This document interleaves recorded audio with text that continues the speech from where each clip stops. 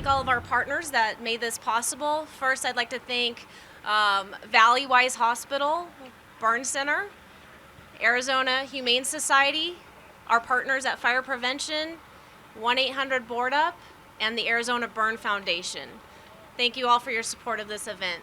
So how this event will go is we will demonstrate at various stations some of the dangers with fireworks, both illegal and legal. So our first station that we will start at will be the child over here.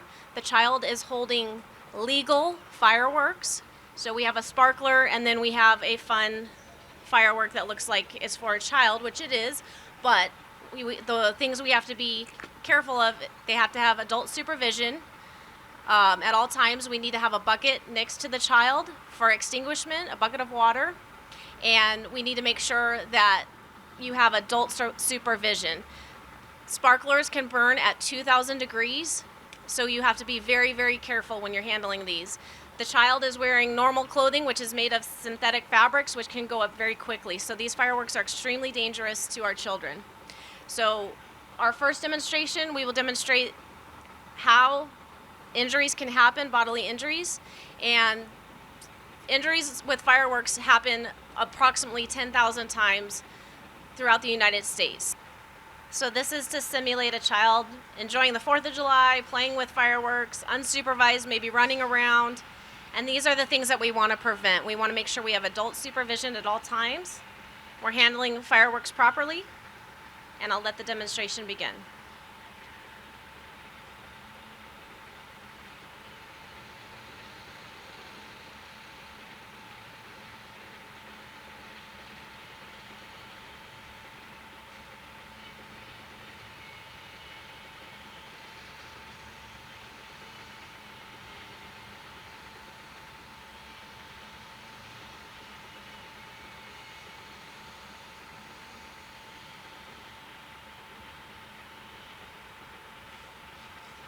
This is a very realistic scenario that can happen very quickly, and now we have a hand injury to a child, so this is what we want to prevent. And Valleywise Hospital has seen this all too often. All right, the next event that we have is our watermelon display. What this is simulating is an injury that can happen to the human body, the flesh inside the human body, and how dangerous and powerful fireworks are. We will have the first two in the middle, quote unquote, explode, go off, and you'll see the dangers of fireworks in this scenario, and then the two on the outside are just for a backup.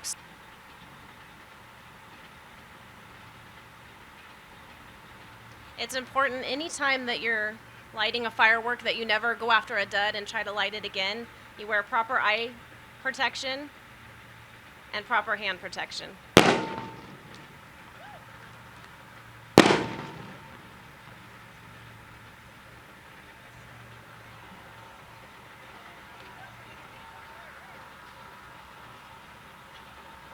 All right, our next event that we have planned is our roof prop.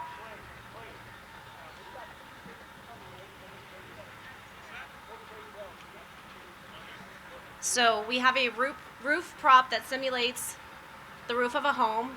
All too often, especially on 4th of July, Phoenix Fire sees an increase in house fires and attic fires. And so this prop is to demonstrate what happens when a firework goes into the air, the fallout from that firework lands on the roof, and then catches the structure on fire. And we see this all too often on 4th of July. Across the nation, there's approximately 20,000 fires started from fireworks annually. So Blake here has a sparkler, which is simulating a firework landing on the roof. We have some dry pine needles in the gutter. This is very common in Phoenix to have dry vegetation in the gutters that have not been cleaned out, and then it very quickly can start a house fire.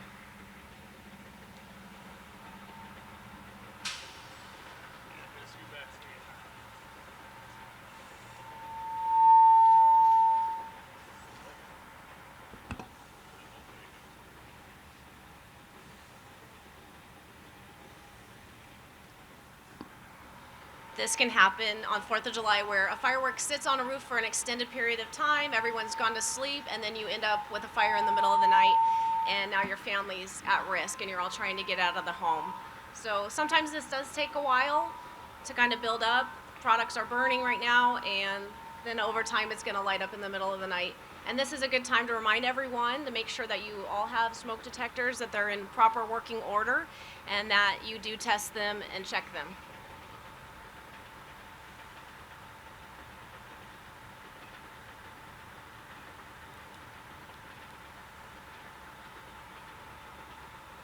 We also want to be cautious this time of year with our veterans and having explosions and fireworks going off. Make sure you're checking on veterans who have served in any of the wars. And then we also want to make sure that you're checking on your pets. You're keeping your pets inside.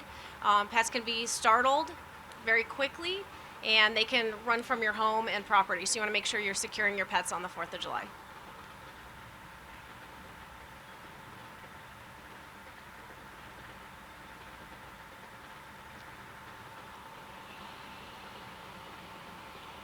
I'm assuming because it's so humid today, this is taking a little bit longer than we anticipated, but that's okay. We'll just go ahead and continue to watch and make sure our demonstration goes appropriately.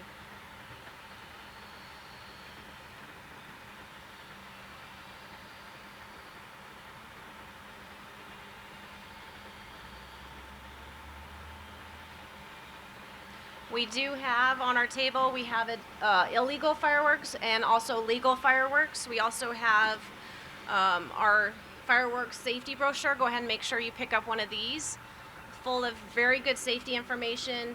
And we do have demonstration of what is legal and what is not legal. Anything that goes into the air and explodes is illegal.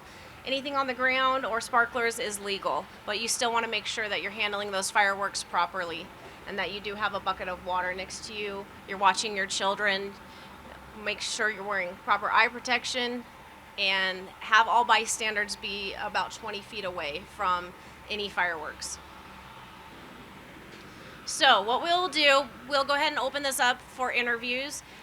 This didn't go as we planned, and sometimes that happens, but you guys can see how this over time and in the middle of the night, this can set up to be a very bad situation. We can have a attic fire in the middle of the night. So what we'll do is we'll open this up for interviews.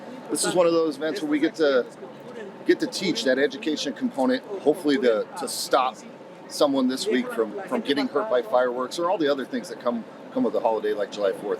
We want people to get out there, celebrate this country, have a really good time, but do it safely. A gun is not a celebratory tool, ever. You know, a gun is used for protection and safety of you or someone else. Don't use your guns. There's legal fireworks. If you like that sound and you want to have that excitement, we have that available for you. Don't use a gun. It is a Class 6 felony. It is punishable. It is a felony. There is jail time or prison time associated with that if that happens. If you hear things in the neighborhood, in your neighborhood, call the Phoenix Police Department. You know, we do have technology out there that can let us know when gunshots are fired, and that's a unique thing that we get. That's kind of really cool technology-wise. But yeah, let us know. Let us be there to protect your neighborhood. Don't confront someone if you do see it. Don't confront them. They're a person with a gun and they're shooting it. So, but yeah, don't. That's the thing. As law enforcement, we're really trying to push. Do not do that. We don't need another incident like we had in 1999 that cost the life of a young person. Anything that's really designed to project up in the air is going to be illegal, because you don't own that. The second it goes up, you don't know where it goes. You don't know where it's going to go. That liability, don't own. Don't have this be the result of your house or one of your neighbors. Obviously, there's not only a firework, but there's going to be associated punishments and liability for the damages that come out of doing something like that. So, yeah, like I said, we want you to be safe. We want you to have fun. But let's do it with the right tools, and let's do it safely. Every year during the 4th of July is one of our biggest times of the year for street animals. July 5th is our biggest time for our emergency animal medical technicians to be in calls for service for injured strays. These animals have gotten out of their backyard or their home, and they've been hit by a car. They've gotten into a fight with another animal. They've come across some cactus, something to that effect. So what we're recommending is never leave your animal alone in the backyard. What we would like for you to do is to find a safe, quiet place inside your residence. Put your pet's bed in there, all their favorite toys and their treats. Keep them calm, keep them quiet. Never leave them alone at any time because they definitely get frightened. Also, make sure that your animals have identification, whether that's a collar with an ID on it with your name and phone number, or most definitely have your animal microchipped. A collar can come off at any time, it can get lost, but if an animal is microchipped, that is in there forever, and we can scan that chip and get your pet back to you the same day. Right. I don't think that most people really have any idea of the danger behind fireworks. Even though fireworks are illegal in Arizona, anything that burns or shoots or catches on fire or explodes can hurt somebody. And unfortunately, it's usually a really important part of the body, like mostly the hands and sometimes the face also. And people just really do not have an idea of how much force there is there and how much damage can be done. So we see it fairly commonly. Young kids that come in with really bad injuries, and sometimes those are lifetime injuries that will result in deformity and disability for an entire life. First thing to do really is to come to the burn center because you have no idea how bad that injury really is. Most of the injuries are not serious, to be perfectly honest, but some of them are.